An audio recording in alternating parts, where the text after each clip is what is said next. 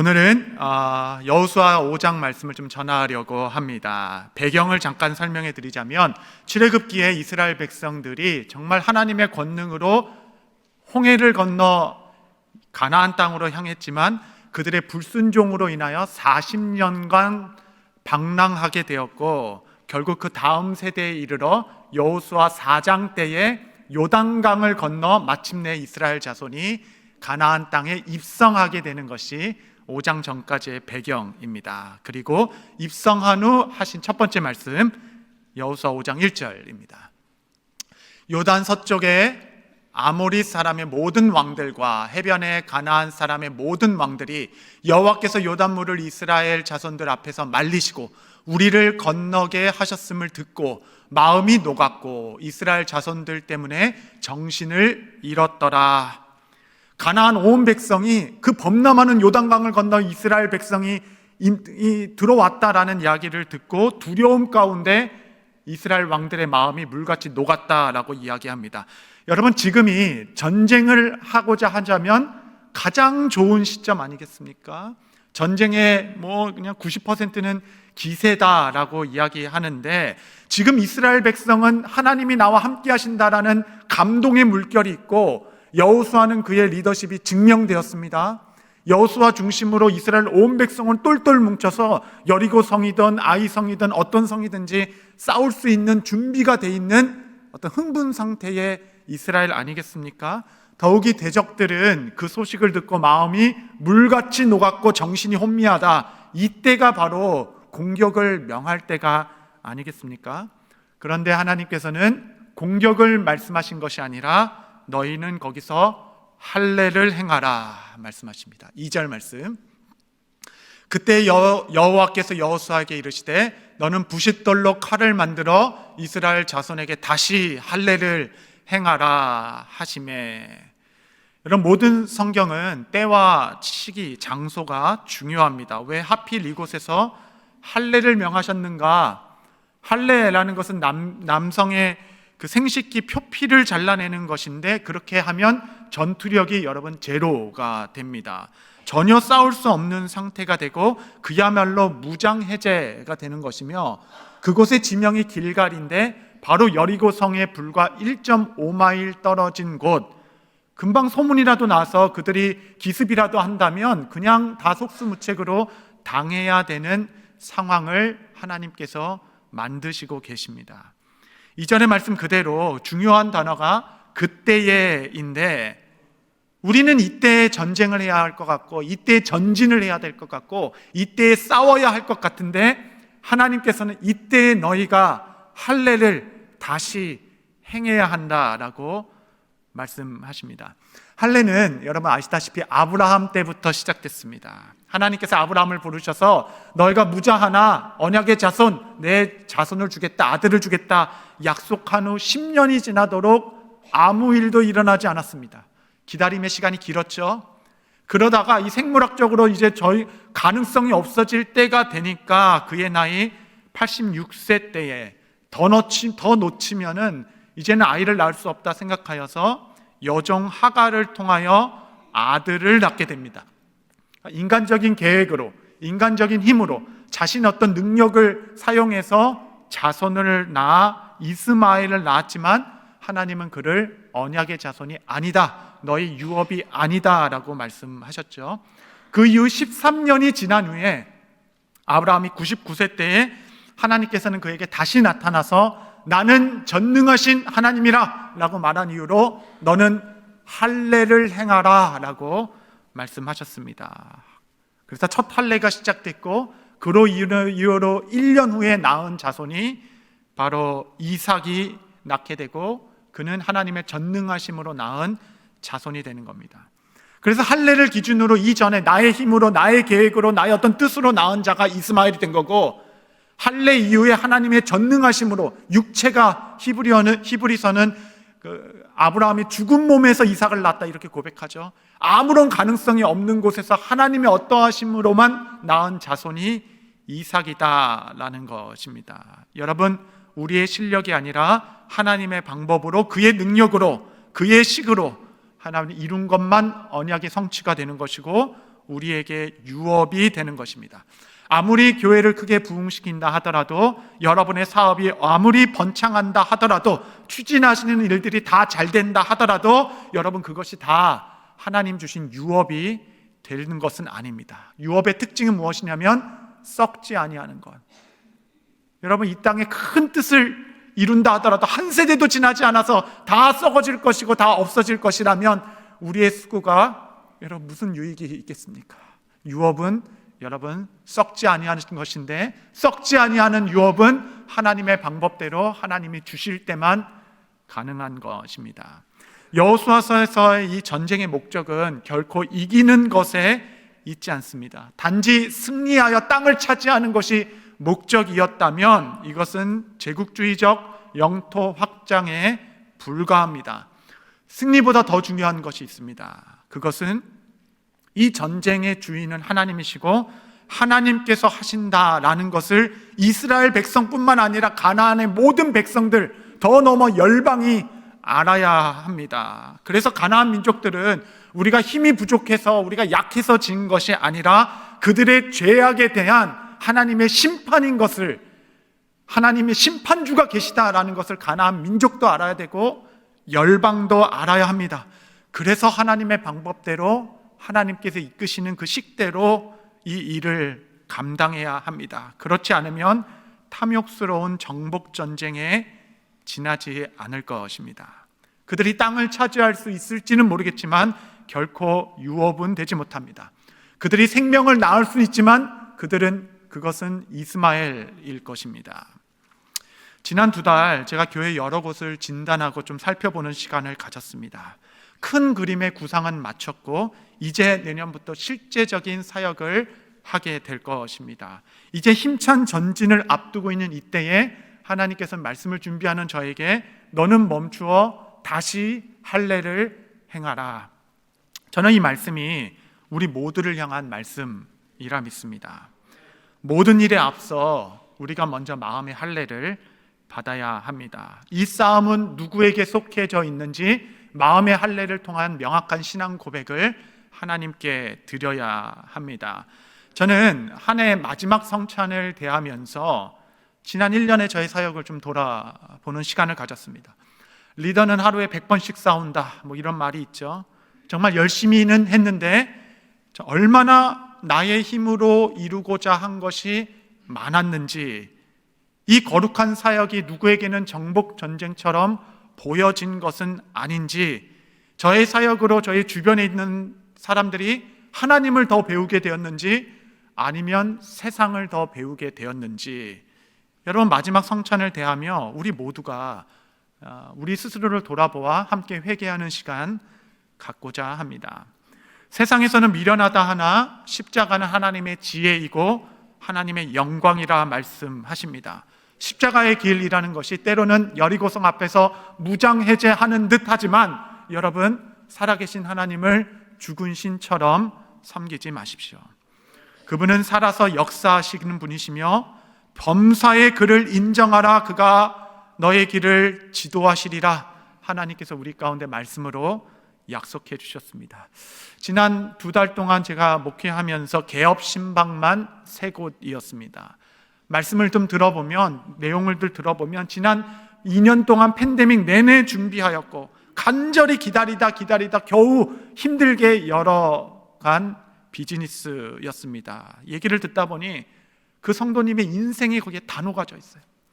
정말 잘 됐으면 좋겠습니다. 너무 간절해서 이 비즈니스가, 이 사업이 잘 되기를 기도합니다. 하지만 동시에 사업이 잘 되는 것을 넘어 이것이 또 다른 정복 전쟁이 아니라 하나님 나라의 유업이 되도록 큰 일을 준비하시고 큰 일을 앞두신 모든 성도님들과 함께 이 시간에 다시 한번 마음의 할례를 행하고자 하는 것입니다. 마음의 할례를 통하여 내가 누구인지를 기억하고 하나님의 방법이라 말한 그 십자가의 길이 무엇인지를 다시 한번 되새기며 모든 사람이 이 일로 말미암아 하나님을 알아가고 하나님을 배워갈 수 있는, 하나님, 내가 성공을 했다, 잘 됐다, 성취했다를 넘어 이 사업장이, 우리의 모든 계획이 하나님의 썩지 아니할 유업이 되도록 다시 한번 마음을 새롭게 하는 시간 되기를 바랍니다. 할례를 행하라라고 말씀하시며 이보다 더 중요한 목적이 사실은 그때의 하나님께 있었습니다. 왜 이때에 그들이 꼭 할례를 행하여 했었는가?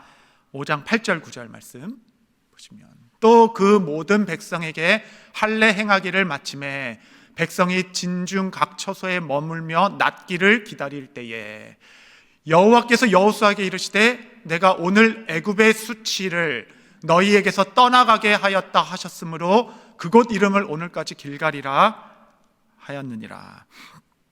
하나님께서 전쟁에 임하기 전에, 본격적으로 어떤 일을 시작하기 전에 할례를 통해서 그들에게 먼저 회복시켜 주시고자 하는 것이 있었는데, 그것이 바로 애굽의 수치를 그들에게서 떠나가게 하는 일이었습니다. 여러분, 수치심이 있으면 그 누구도 믿음의 전진을 하지 못하게 됩니다. 이 수치심이라는 것이 우리를 현실 속에 가두게 하고 좌절하게 하고, 항상 그랬듯이 나는 또 실수할 것이고 넘어질 것이다 라고 말하며 늘 현실과 타협하고 그곳에 안주하게 하는 것이 수치감입니다. 수치심은 하나님을 향한 어떤 기대도 어떤 소망도 갖지 못하게 합니다. 여러분, 수치심은 우리의 영혼을 파괴합니다. 자신을 가리고 다른 가면을 쓰고 살아가라 말합니다. 신앙생활조차도 마치 가면을 쓴 사람처럼 연기하는 것이 아니냐라는 내면의 이 참소가, 이 목소리가 우리를 고통스러워 단 한 발자국도 앞으로 나아가지 못하게 하는 것이 바로 수치심입니다. 이스라엘 백성은 수치감에 묶여져 있었습니다.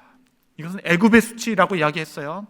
그들의 선조들은 하나님의 말씀에 순종하여 여러분 홍해 건너 아주 영광스럽게 애굽 땅에 나왔지만, 여러분 그들 가운데 그들 모든 세대가 불순종으로 말미암아 광야에서 죽게 되는 수치를 경험하게 되었습니다. 이것이 애굽의 수치, 애굽의 조롱인 것이에요. 애굽 사람들이 거 봐라, 그렇게 나가더니 나가지 말라니까, 그렇게 나가더니 결국 광야 땅에서 죽는 것이 너희 하나님의 뜻이냐? 그렇게 불순종해서 거칠 옷 하나 없이 먹을 것 하나 없이 광야에서 땅도 없이 방랑하며 지내다가 그렇게 하려고 나갔냐? 차라리 나가지 말지. 나가지 말라 그러지 않았냐? 그렇게 능력을 보이신다 하신 너희 하나님은 어디 있냐? 왜 너희가 하나님 앞에 버림받은 것처럼 그렇게 약속의 땅을 한 번도 밟지 못하고 그 세대에 죽는 세대가 되었느냐? 이것이 애굽의 조롱, 애굽의 수치, 내 불순종으로 말미암아 가데스 바네아에서 그 경계선을 넘지 못하고 불순종함으로 말미암아 온 백성이 광야에서 방랑했다라는 애굽의 수치가 이스라엘 백성들 마음 가운데 있었습니다. 여러분, 이러한 애굽의 수치가 우리 가운데도 있습니다. 원수들이 끊임없이 우리를 참소하는 것이에요. 사탄은 고발하는 자입니다. 우리 내면에 너가 그렇게 신앙이 좋다고 하면서, 그렇게 직분자라고 얘기하면서 내 영혼의 핍절한 삶을 봐라, 너의 삶의 현주소를 보라, 그게 무슨 성도의 삶이냐, 그게 무슨 직분자의 삶이냐라고 말하며 우리를 참소합니다. 그렇게 기도하더니 이것이 기도의 결과이냐? 그렇게 많은 기도 다 어디 갔냐? 하나님이 너의 기도를 듣기라 하는 것이냐? 하나님은 정말 역사하시는 분이시냐? 그렇게 원수들이 참소가 할 때마다 그것이 아니라고 진리로 고백하며 마음을 다잡지만 마음이 흔들리고 수치감이 들며 좌절하여 믿음의 한 걸음도 나아가지 못하도록 우리를 짓누르는 그 무엇. 여러분, 목사로서 이 땅에 살아간다라는 것은 다른 누가 힘들어서 어렵게 해서 힘든 것이 아니라 이 직분 자체가 사실은 부끄럽게 합니다. 너도 말씀대로 살지 못하면서 무슨 말씀을 전하려고 하느냐? 너가 이 말씀을 선포할 자격이 되느냐라는 이 원수들의 참소가 말씀을 준비할 때마다 제 스스로를 부끄럽게 하고 또 믿음의 담대함을 잃게 만들게 됩니다. 여러분, 우리가 정말 하나님 나라를 위해서 일하고 싶은 마음이 있는데, 내가 세상에서는 무명할지라도 하나님 나라에서는 아무개로 살지 않겠다라는 정말 거룩한 소망이 우리 모두 가운데 있는데, 여러분, 내 안에 동시에 두 가지의 음성이 있어서 우리 자녀들을 볼 때, 우리 가정의 황폐함을 볼 때, 내 자신을 볼 때 내가 무슨 주의 일을 하냐, 차라리 아무것도 안 하는 게 더 유익한 것이다, 내가 이미 해봤지 않냐, 다 실패하지 않았냐라고 이야기하며 이 가만히 있는 게 염치고 이게 최선이다라고 말하며 숨어 지내는 자로, 그렇다고 교회를 떠나지도 못해요. 왜냐하면 우리는 정말 예수님을 사랑하거든요. 그렇다고 또 나서지도 못해요. 왜냐하면 나는 이미 부끄러움 가운데 있기 때문에. 교회 안에도 여러분 일종의 수치감이 있습니다. 유럽 교회를 보면서 그 거대했던 건물들, 그 놀라운 교회들이 다 텅텅 비어 술집이 되고 모스크로 팔려나가는 모습을 보면서 결국 한국 교회도 저렇게 되는 거 아니냐? 그 기독교의 실패가 또 우리 가운데 반복되는 것 아니냐라는 일종의 여러분 수치감. 한국 교회의 70%가 주일학교가 없다라고 말하며 대학생 복음화율 3%라는 말도 안 되는 숫자 가운데 현실이 되어 현실을 넘어 이것이 익숙해지기 시작하였고, 교회 기도 자리마다 여러분 텅텅 비어가는데 금요일 밤이면 대학가에 청년들이 술 마시고 흥청망청 쏟아져 나옵니다. 결국 한국 교회, 유럽 교회처럼 되는 것 아니냐. 아무도 인정하고 싶지 않지만 동시에 아무도 부인할 수 없는, 여러 이민교회에도 일정의 수치감이 있습니다. 주일학교 때까지 아이들을 열심히 양육해가지고 나름대로 최선을 다한다 했지만 대학교에 가면 아이들이 다 무너진다는 소식. 이 세속적인 시스템과 가치관으로 무장해 있는 이 세상에 우리가 마치 무기력한 자처럼 아무리 발버둥 쳐도 세상을 감당할 수 없는 것 아니냐라는, 실패했다라는 데이터에서 오는 그 수치감과 부끄러움이 교회에도 있습니다. 여러분, 이 수치는 인간이 감당해낼 수 있는 것이 아닙니다. 이 수치심은 시간이 지난다고 덮어지거나 지워지는 것도 아닙니다. 나의 연약함과 부끄러움과 넘어짐이 자꾸 부끄러움이 되어서 나의 영혼을 눌러 단 한 발자국도 전진하지 못하게 하는 것이 수치 곧 애굽의 수치입니다. 여러분은 어떠십니까? 하나님께서 요단을 건넌 이스라엘에게 할례를 행하라 라고 말씀하시며 내가 애굽의 수치를 오늘 길갈에서 끊어내겠다라고 말씀하시며 할례를 행하라 하셨습니다. 지금은 전쟁할 때가 아닙니다. 할례를 행하여 그 모든 애굽의 수치를 끊어내야 믿음의 전진을, 그 유업의 땅을 소유하는 것을 해나갈 수 있습니다. 그렇다면 이 시대의 할례는 무엇일까요? 골로새서 2장 11절 12절. 또 그 안에서 너희가 손으로 하지 아니한 할례를 받았으니 곧 육의 몸을 벗는 것이요 그리스도의 할례니라. 너희가 세례로 그리스도와 함께 장사되고 또 죽은 자들 가운데서 그를 일으키신 하나님의 역사를 믿음으로 말미암아 그 안에서 함께 일으키심을 받았느니라. 여러분, 이 시대의 할례는 그리스도의 할례. 나는 예수님과 함께 죽었고 그와 함께 일으키심을 받은 그리스도와 연합함으로 말미암아 누리는 마음의 할례가 이 시대에 하나님께서 우리 가운데 말씀하시는 것 아니겠습니까? 성찬을 통하여 주님과 다시 한번 연합하여 그의 죽음과 함께 죽고 그의 부활하심과 함께 살아 그리스도가 당한 모든 수치와 치욕과 부끄러움이 나의 몫이었는데 하나님께서, 그리스도께서 내 손에 못 박힌 못자국을 만져보아라 말씀하시며 너의 수치를 존귀의 옷으로 기쁨의 화관으로 바꿔주시겠다라는, 누구든지 그리스도 안에 있으면 새로운 피조물이 되겠다라는 주님의 선언. 여러분, 정말 우리가 새 것이 되고 싶은 열망이 있지 않습니까? 여러분, 새 것이 되고 싶은 그 열망은 오직 우리가 그리스도와 연합하고 그의 죽으심과 그의 부활에 동참하기 시작할 때, 이 성찬이 저와 여러분에게 그런 시간이 되기를 바랍니다. 여러분, 우리는 십자가의 갈보리 언덕만 있는 성도가 아니라 절망의 베드로를 찾아오신 디베랴 새벽에 있는 성도들입니다. 베드로는 예수님을 부인한 그 수치와, 부인한 것뿐만 아니라 저주하고 자기 자신이 넘어졌다라는 부끄러움에 모든 것을 버려두고 갈릴리 바다 가운데 가 있었는데, 베드로는 이미 알고 있었어요. 그리스도가 십자가를 지셨고 그가 부활하셨다라는 것을. 그러나 예수님께서 디베랴 새벽에 그를 찾아오기 전까지 십자가 사건은 그냥 하나의 역사적인 사건에 불과하였지 자기 자신과 전혀 연관이 없는, 그래 그리스도는 부활하셨지만 나는 수치감 가운데 부끄러움 가운데 있다, 아무런 의미가 없었어요. 디베랴 새벽이 그들 가운데 다가오기 전까지는. 부활하신 예수님께서 베드로를 찾아오셔서 숯불을 피워 놓으시고 그 앞에 베드로를 세워두셨습니다.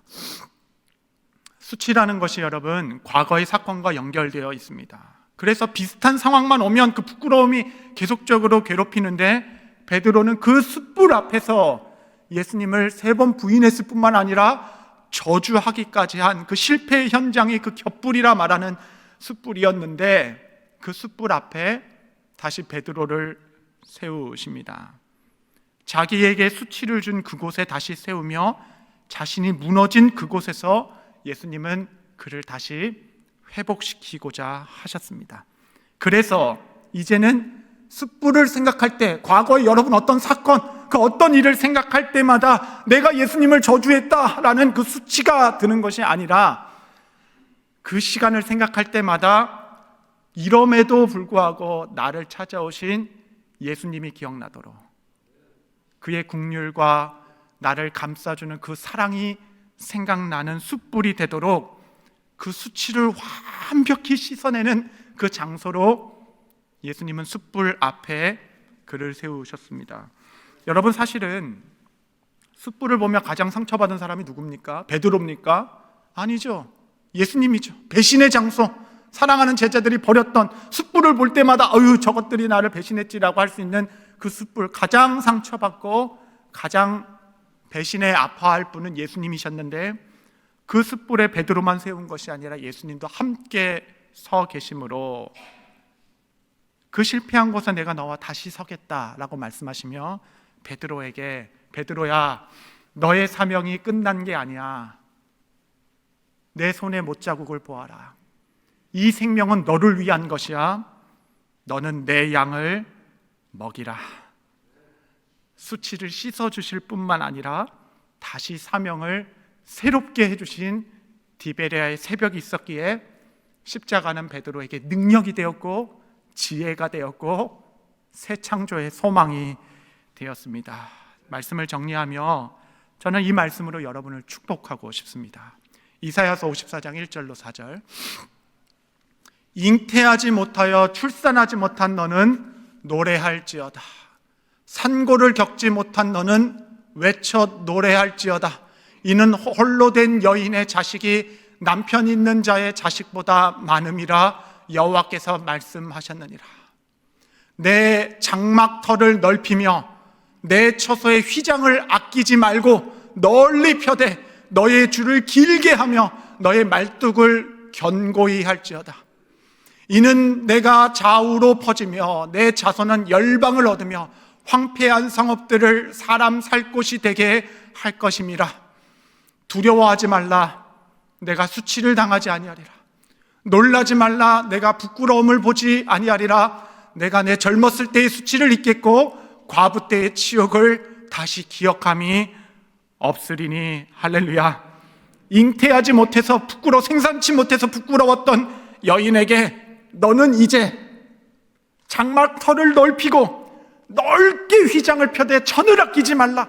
넓게 너의 휘장을 피고 많은 길줄을 준비하여서 넓은 장막터를 예비하라. 이 장막터가, 이 휘장이 너를 부끄럽게 하지 아니할 것은 이제 내 자손들이 열방 좌우에 넘쳐날 것이고 그들이 열방을 얻을 것이며 많은 소유들로 하나님의 나라를 채우게 될 것이다. 그 열방의 그 언약의 자손들을 통하여 여러분을 통한 여러분의 허리를 통해 낳은 언약의 영적 자손들을 통하여 많은 황폐한 곳이 사람 살만한 곳이 될 것이다. 여러분, 이 말씀을 다시 한번 여러분의 말씀으로 취하실 수 있게 되시기를 바랍니다. 하나님은 결코 여러분을 수치 가운데 머물게 두시지 않을 것입니다. 여러분의 팔을 붙들고 일으켜 세우며 너는 그 숯불 앞에 나와 함께 다시 서자라고 말하며 너의 사명이 끝난 것이 아니야. 다시 한번 장막터를 넓게 열라. 휘장을 펴되 모든 것을 아끼지 말고 펴라. 하나님의 나라를 위하여 큰 꿈을 꾸며 긴 줄을 가져 장막터를 넓혀 하나님의 나라를 위하여 소망을 품으라. 그 소망이 여러분을 결코 부끄럽게 하지 않을 것입니다. 오늘 기쁨의 예배를 드리는 중에도 어떤 분은 깊은 낭만 가운데 있으실 수 있습니다. 내면에 어떤 소망도 찾아볼 수 없고 자기 자신에 대한 실망으로 가득 차 있으며 원수들의 참소들로 마음이 무너진 성도들이 계실 것입니다. 이 시간에 그분들을 성찬에 초대합니다.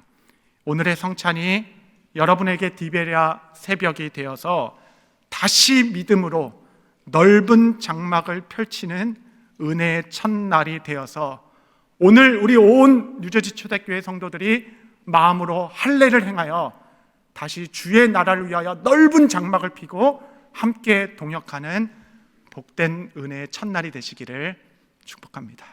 기도하시겠습니다.